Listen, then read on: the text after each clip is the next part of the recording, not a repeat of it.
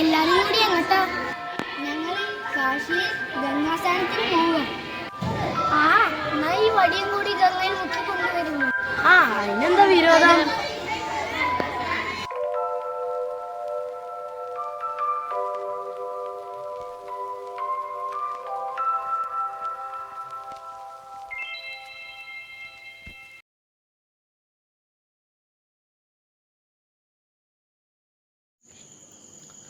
പാക്കനാരുടെ വടി കൂടി ഗംഗയിൽ മുക്കിയേക്കാം.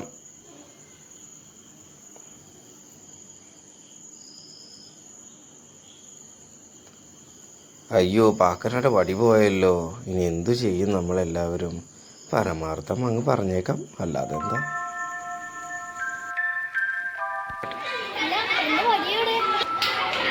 അയ്യോ, ആ വടി ഗംഗാനദിയിൽ മുങ്ങിപ്പോയല്ലോ.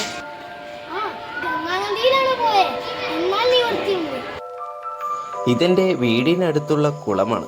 ഇവിടുന്ന് കിട്ടുമോ എന്ന് നോക്കാം.